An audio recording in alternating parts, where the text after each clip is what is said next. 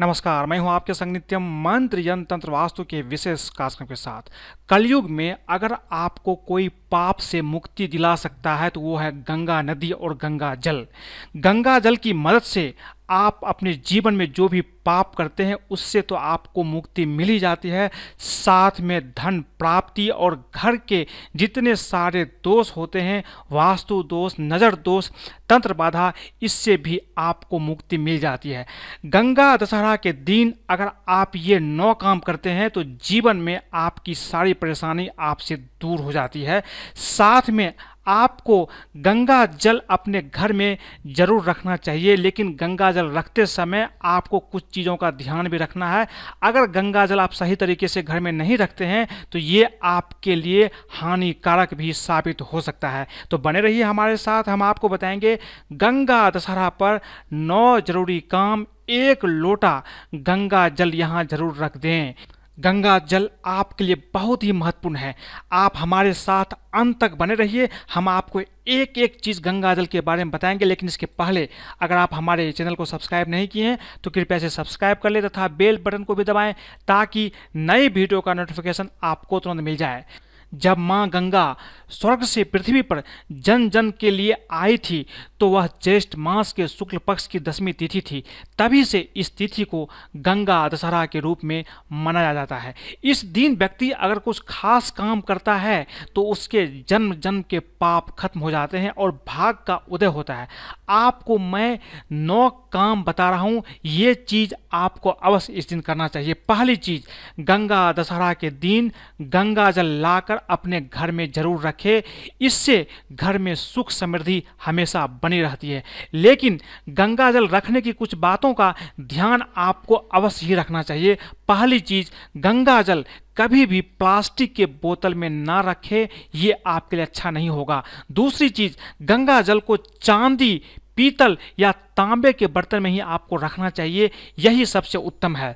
तीसरी चीज, गंगा जल अंधेरे जगह में ना रखें, जहां सूरज की रोशनी आती हो वहीं रखना अच्छा होता है। चौथी चीज, गंगा जल को हमेशा शुद्ध और पवित्र होकर ही स्पर्श करें और प्रयोग में लाए। बिना शुद्ध हुए कभी भी आपको गंगा जल का स्पर्श नहीं करना चाहिए। ऐसा मानते हैं कि इस दिन, गंगा दशहरा के दिन, गंगा स्नान आपको अवश्य ही करना चाहिए। अगर संभव हो तो आप गंगा स्नान अवश्य करें। गंगा घाट पर जाएं और मां गंगा में डुबकी लगाकर अपने पापों का भार अवश्य ही कम करें। धन प्राप्ति के लिए गंगा दशहरा के दिन सुबह में पीपल के पास सरसों तेल का दीपक जलाएं और पीपल के पेड़ की जड़ में जल अर्पित करें और जल में थोड़ा सा गंगा जल भी मिला दें और जल अर्पित करते समय ओम गंगे नमः मंत्र का जाप भी करते रहें। इससे आपके जीवन में धन की प्राप्ति अवश्य रूप से होती है। अगर घर में लड़ाई झगड़े ज़्यादा होती है, हमेशा कलह और अशांति बना रहता है, तो पीतल या तांबे का छोटा कलश में गंगा जल भर ले, फिर लाल कपड़े से कलश की मुंह बांध दे, उसे आप अपने घर के ईशान कोण में रख दे। इसे हर पूर्णिमा को आप इसका जल बदलते रहे। इससे आपके घर में लड़ाई झगड़े भी नहीं होगी, कलह और अशांति का माहौल भी खत्म हो जाएगा। घर से बुरी शक्ति को भगाने के लिए शाम के समय गंगा जल का छिड़काव करें और उसके बाद लोबान या गूगल जलाकर पूरे घर में धुआं करें। इससे आपके घर में अगर कोई बुरी शक्ति का प्रभाव है तो बुरी शक्ति आपके घर से तुरंत ही भाग जाता है। धन आगमन के लिए रोजाना अपने मुख द्वार पर पानी में थोड़ा सा गंगा जल और हल्दी मिलाकर छिड़काव करें। ऐसा करने से आपके जीवन में, आपके घर में धन का आगमन होने लगता है। धन से संबंधित कोई भी समस्या हो या घर में लोगों पर बहुत कर्ज हो गया हो तो पीतल के छोटे बर्तन में गंगा जल भरकर घर के उत्तर पूर्व दिशा में रख दें और रोजाना इस पानी को बदलते रहे। इससे सारी धन और कर्ज की समस्या आपकी जिंदगी से दूर हो जाती है।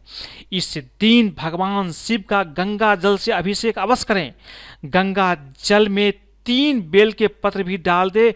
इससे जीवन की हर समस्याएं जड़ से खत्म हो जाती है। इसलिए आप गंगा दशहरा के दिन भगवान शिव पर जल अर्पित करना ना भूलें। अगर आप गंगा नदी नहीं जा सकते हैं तो अपने घर में नहाने के पानी में थोड़ा गंगा जल डाल करके आप स्नान करें और फिर माँ गंगा से आशीर्वाद की कामना करें। इससे भी आपको गंगा स्नान की पुण्य मिल जाता है। 3 बार अपने हाथों में गंगा जल लेकर गंगा मैया से सब पाप को क्षमा करने की प्रार्थना करें तो निश्चित रूप से आपके भाग का उदय होगा। आपके सारे पाप ताप खत्म हो जाते हैं और भाग का उदय भी होता है। इसलिए अगर हो सके गंगा नदी आपके आसपास है तो आप चाहे गंगा में डुबकी लगाएं। 3 बार अपने हाथों में गंगा जल लेकर के माता गंगा से अपने पाप को क्षमा करने की प्रार्थना अवश्य ही करें।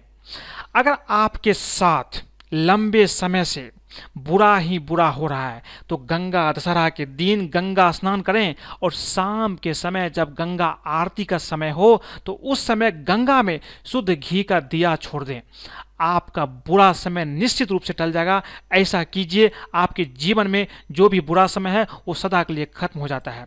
यदि कभी भी जीवन में पराई स्त्री या पुरुष के साथ आपका संबंध रहा हो तो यह पाप आपको जीवन भर सताता रहेगा। इस पाप से मुक्ति प्राप्त करने के लिए आप गंगा दशहरा के दिन गंगा घाट पर जाएं, वहां किसी मंदिर में बैठकर गंगा जी की आरती करें और शिव भगवान के मंत्र का जाप करके माफी मांगे।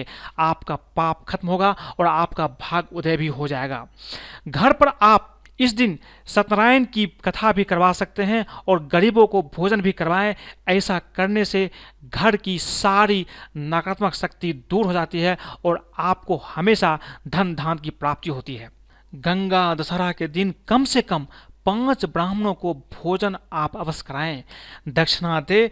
ब्राह्मण के आशीर्वाद से आपके जीवन में जो भी दुख है, पीड़ा है, वो सारा दुख और पीड़ा कम हो जाएगा। लेकिन ये शर्त है कि ब्राह्मण वेद पाठी होना चाहिए जो पूजा पाठ करता हो।